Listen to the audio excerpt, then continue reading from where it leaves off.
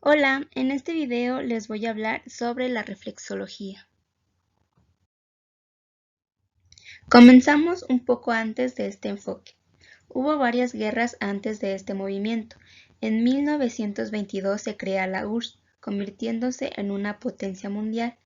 Stanley llega al poder. La reflexología supera la ideología marxista durante el stalinismo.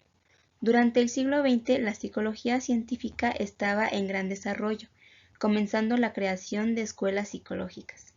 Este enfoque elimina la introspección y lo relacionado con la conciencia. Pasamos a las características del enfoque. Relación mente-cuerpo. Este se centra en un monismo materialista mecanicista. Debemos de tomar en cuenta que existen dos tipos de sustancias, la sustancia material y la sustancia pensante, que es inmaterial. Este se centra en la sustancia material, siendo este el cuerpo, que a su vez es mecanicista. Relación inatismo-asociacionismo.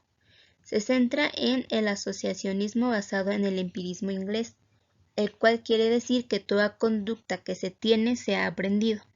La actividad pasiva de la mente no es creativa ni tiene mucha libertad, ya que es un determinismo muy estricto. Periferialista o centralista. Es periferialista ya que las conductas que tenemos son de acuerdo a nuestro entorno. Es una ciencia natural o social. Es una ciencia natural ya que se basa en experimentación. Antecedentes filosóficos es el empirismo inglés, el positivismo científico y el asociacionismo. Antecedente científico es la fisiología, ya que estudia el funcionamiento del organismo. Su método de investigación es experimental, basado en hechos positivos. Un hecho positivo es un fenómeno que cumple con tres características. Debe ser un hecho observable, es decir, que se observa a través de los sentidos. Un hecho medible, que es medido a través de un instrumento, y que sea replicable, es decir, que se pueda repetir. Uno de los principales autores es Bechterew. Él nos da a conocer dos tipos de reflejos, el reflejo fisiológico y el neuropsíquico. El reflejo fisiológico son reflejos innatos, también conocidos como reflejos incondicionados, producidos en la médula espinal. Un ejemplo puede ser cuando vamos al médico y nos pegan en la rodilla, ésta se levanta. El reflejo neuropsíquico son secreciones que se producen porque la conducta ya se aprendió por asociación, también conocido como reflejos condicionados, producido por la corteza cerebral. Un buen ejemplo puede ser cuando pasamos por una cafetería, se nos antoja el café porque ya sabemos que tiene un agradable sabor, pero este no es innato, sino lo fuimos aprendiendo. Pasamos al primer paradigma experimental de Bechterew. El sujeto experimental era un perro sin historia de aprendizaje atado a un arnés que le impedía su movilidad. En el primer ensayo, el experimentador entra a la habitación y pincha al perro en la pata delantera. En este se observa el reflejo incondicionado de retraer la pata. Se continúa con 8 ensayos iguales a razón de 2 veces por día, es decir, un total de 4 ensayos. A medida que se incrementan los ensayos, la conducta de retracción es más fuerte y más rápido. Pero puede haber una regresión a la media, es decir, con los ensayos se irán perfeccionando las conductas, pero un día la conducta va a ser muchísimo peor. Sin embargo, si se sigue practicando la conducta, será mucho mejor. Esto pasa ya que nuestro cerebro pone a prueba el aprendizaje y si realmente lo que se aprendió vale la pena o no. Pasamos a las variables involucradas en la respuesta neuropsíquica. Intensidad, fuerza con que se da el piquete. Si este es demasiado fuerte, la conducta dejará de funcionar. La cantidad de ensayos. Entre más ensayos, mayor calidad de respuesta. Claro, sin exagerar. Frecuencia, cuántos ensayos se hacen al día, también sin exagerar. Presencia, el tiempo que tarda en ingresar el experimentador y producirse el piquete. Si se tarda más tiempo, el aprendizaje será peor. Es decir, si el experimentador se tarda 5 minutos en pinchar al perro, el aprendizaje será peor. Contingencia. El estímulo condicionado se presenta junto al incondicionado. Si éste va variando, el aprendizaje se va debilitando. Es decir, el experimentador debe presentarse junto al piquete. Si primero da el piquete, después no y nuevamente no, el aprendizaje se ve afectado. Y por último, el todo por la parte. Mientras se presente la misma condición, el aprendizaje será mejor. Es decir, si el experimentador sigue siendo el mismo, con la misma bata y pincha al perro, el aprendizaje es bueno. Sin embargo, si entra otro experimentador sin bata, el aprendizaje se ve afectado. Con este experimento, Bechterew dio a conocer lo siguiente.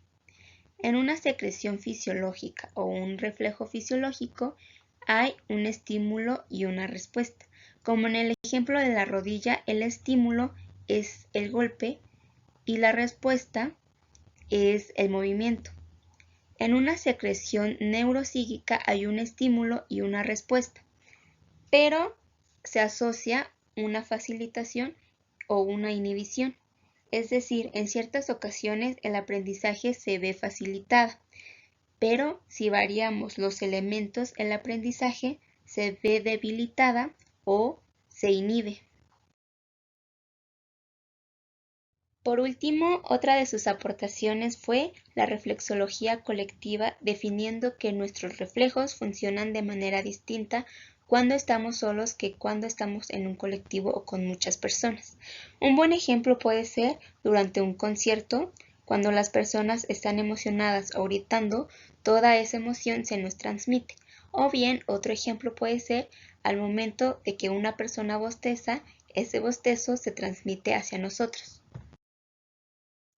Ahora pasamos con Pavlov, otro representante famoso mayormente conocido por su condicionamiento clásico. Este surgió por una falla en un experimento que estaba realizando con dos perros. Estos eran dos perros totalmente iguales con las mismas condiciones de aprendizaje. Al primer perro se le ponía una croqueta en la boca, el cual producía 2 mililitros de saliva. Al segundo perro se le colocaba una croqueta igual en la boca. Pensaríamos que la cantidad de mililitros de saliva que éste produciría sería la misma a la del primer perro. Sin embargo, por una extraña razón, produce un poco más de saliva. Es ahí cuando Pavlov se pregunta qué está pasando si ambos perros tienen las mismas condiciones de aprendizaje. Pavlov sigue repitiendo muchas veces el experimento, pero siempre pasa lo mismo. Es aquí cuando crea este aparato. Este aparato recolecta la saliva desde las glándulas salivales y también recolecta las secreciones de los ácidos gástricos del estómago. Aún con este aparato, Pavlov se da cuenta que esta situación sigue ocurriendo, así que construye la torre del silencio. En esta torre se controlaban varios aspectos para que los perros tuvieran la misma historia de aprendizaje y también se controlaba todo lo relacionado al ambiente. Comenzamos con su paradigma experimental, que es el condicionamiento clásico.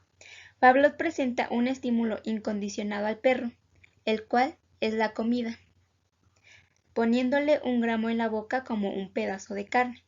A su vez, el perro produce una respuesta incondicionada, produciendo 1 mililitro de saliva. Recordemos que esta respuesta es innata, no se ha aprendido.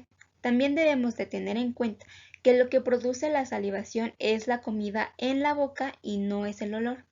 Ahora bien, se introduce un estímulo neutro, el cual es el sonido de un timbre. Lo que hace Pavlov es tocar este timbre. Este al sonar no produce ninguna reacción en el perro. Entonces, lo que hace Pavlov es asociar el estímulo incondicionado con el estímulo neutro, dándole al perro comida cada vez que tocaba el timbre. Esto genera la salivación en el perro, que es la respuesta incondicionada. Esto lo va practicando varias veces al día por un determinado lapso de tiempo. Lo que ocurrirá es que el estímulo neutro se convertirá en un estímulo condicionado. Después de los ensayos realizados, se tocará el mismo timbre que ahora es el estímulo condicionado y el perro dará una respuesta condicionada que es la salivación. Es decir, el perro saliva porque ya asoció el sonido del timbre cada vez que le daban de comer, aunque la salivación será un poco menos, pero igual seguirá siendo salivación. Variables de la respuesta que pueden ser medidas. Está la intensidad, esta es la cantidad de saliva por milisegundo. Latencia es el tiempo que tarda el perro en salivar desde que aparece el estímulo, y la duración, durante cuánto tiempo la glándula segrega saliva. Pasamos a las variaciones en el estímulo neutro. Tipo de estímulo. Los estímulos pueden ser diferentes. Por ejemplo, en la práctica anterior fue un timbre, pero podríamos variar este estímulo con algo visual, sensorial o de otro tipo. Cantidad de ensayos. Es el total de ensayos que se generan. Frecuencia de apareamiento. Es el número de ensayos que se tiene por día o por un determinado tiempo. Intensidad del estímulo. Esta es la variación de la cantidad en los distintos estímulos. Por ejemplo, poner mayor cantidad de comida. Contigüidad. Tiempo de presentar un estímulo en otro. Por ejemplo, tocar el timbre y 2 minutos o 5 minutos después presentar la carne. Esto puede variar también la respuesta. Y por último, contingencia. Presentar los estímulos siempre uno después del otro. Por ejemplo, tocar el timbre y dar de comer. Después, tocar el timbre y no dar de comer. Y por último, tocar el timbre y dar de comer. Por lo tanto, podría variar la respuesta. Pero, si se toca el timbre y se da de comer de manera continua, la respuesta va a ser positiva. De acuerdo al condicionamiento clásico y cómo el perrito aprende, Pavlov determinó 4 tipos de temperamentos conocidos por Hipócrates: sanguíneo, flemático, colérico y melancólico. La velocidad de aprendizaje del sanguíneo es equilibrada. Esto quiere decir que no saliva mucho ni muy poco, sino de manera pareja con las prácticas. Su generalización es rápida. Esto quiere decir que responde ante cualquier estímulo, por ejemplo, algo auditivo, algo visual, sensorial o de otro tipo. La intensidad de la respuesta es fuerte. Esto quiere decir que la salivación es fuerte. Flemático. La velocidad de aprendizaje es equilibrada. Su generalización es lenta. Esto quiere decir que responde solo al estímulo que ha aprendido. La intensidad de la respuesta es fuerte. Colérico. La velocidad de aprendizaje es no equilibrada. Esto quiere decir que en los primeros ensayos no aprende, pero al último consigue su objetivo. Su generalización en algunos casos aprende y en otros no. La intensidad de la respuesta es débil. Por el contrario, el melancólico no tiene velocidad de aprendizaje, no tiene generalización y no tiene intensidad de la respuesta. Por último, pero no menos importante, la neurosis experimental, descubierta por 2 alumnos de Pavlov, Krestolnikova y Schenger. Se comenzó por un experimento que consistía en la discriminación visual en perros. ¿Un perro es capaz de distinguir entre un círculo y una elipse? Se experimentaba con un perro atado a un arnés. Primero se le presentaba un círculo. Un minuto después le daban de comer. Con varios ensayos, el perro cada que veía el círculo salivaba. Un momento después, le presentan una elipse. Al principio el perro salivó pero muy poco. Al hacerlo no le dieron comida. Durante varios ensayos ponían el círculo y de nuevo le daban comida. Presentaban la elipse y no le daban comida. Eventualmente no salivaba con la elipse, pero sí con el círculo. Le presentaron figuras similares al círculo y el perrito salivaba. De igual manera, le presentaron figuras similares a la elipse, pero no salivaba. Tiempo después, le presentaron esta figura, que era similar a un círculo y a una elipse. Lo que ocurre es que el perrito no sabe cómo actuar, de modo que se pone inquieto, se agita, muerde el arnés y quiere morder a los experimentadores. Es aquí cuando ambos se dan cuenta que afectaron el sistema nervioso del perrito, provocando esta reacción agresiva. A modo de conclusión, la reflexología fue un enfoque muy importante para la psicología, dejando atrás la introspección y proporcionando nuevos objetos que condujo hacia el desarrollo de un nuevo paradigma en la ciencia. Como vimos, Bechterev y Pavlov tenían ideas similares de acuerdo a sus experimentos, claro, cada uno con sus respectivas hipótesis, pero ambos aportaron ideas que hoy en día siguen siendo tema de conversación. La reflexología colectiva de Bechterev ha existido durante mucho tiempo, y probablemente muchos no sabíamos que se denominaba de esa forma, y por supuesto, el condicionamiento clásico de Pavlov, que siendo solo un reflexólogo tuvo que recurrir a la psicología, influyendo no solo sobre otros autores y a sus teorías, sino sobre áreas aplicadas a la psicología como la terapia de conducta que se aplica hoy en día. Cada una de estas aportaciones ha brindado una evolución a la psicología, que hasta hoy en día se siguen anexando nuevas teorías. Con esto concluyo mi presentación. Muchas gracias.